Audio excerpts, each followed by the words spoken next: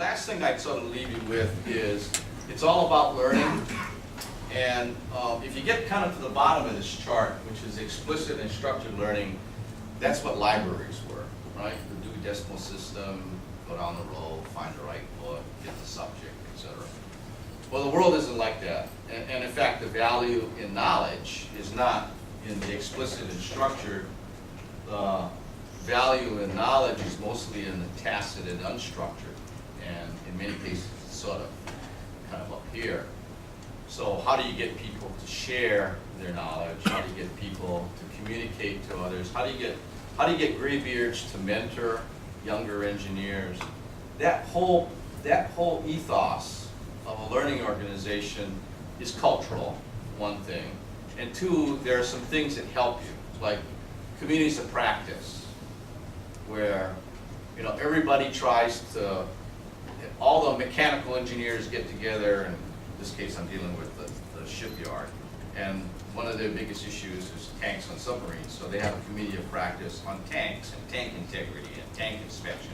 And they all talk about the issues they see every month or every day, and then eventually this community of practice is more holistic, it's more seamless.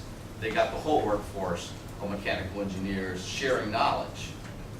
Then there's communities of interest where you have one specific issue, and you have people join that community of interest to solve that problem, and when that problem is solved, the community of interest disappears. So, and then to this world that we live in today, where you bring Twittering and wikis and blogs, there are all these tools that can help people communicate knowledge, not data, knowledge. And so that's the world of the future. And probably some of us who are old like me, we don't know how to take advantage of the technology and the ethos that's growing up among the younger people. But I would submit that until you get to where you can unleash the unstructured and tacit, you can't really have an organization that's progressive. And what you'll have is an organization that's pretty structured, bureaucratic, slow-moving, not terribly innovative. So, when you think about leadership, I found this on a plaque on a wall one day. And I mean, to me, it summarizes kind of the whole ethos, which is, if you are a true leader, not a manager,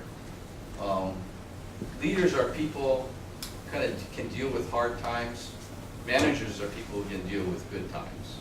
We always can find good managers. It's very, very hard to find good leaders. But, I kind of think about this as an ethos, which is a true leader has the confidence to stand alone, the courage to take the tough decisions. I learned alone in the tough decisions. The compassion to listen to the needs of others. He does not set out to be a leader, so I'm not so sure, leaders are born or made. Can't really tell. Does not set out to be a leader, but becomes one by the quality of his actions, because that's how people judge you, and the integrity of his intent. And in the end, leaders like eagles, they don't fly. You find them one at a time. And so to me, that's the value. And when you get to my stage in life, I like this by Winston Churchill, which is, we always make a living by what we get, right? By the paycheck that we get, by the perks that we have in our jobs, etc. But we truly do make a life by what we give.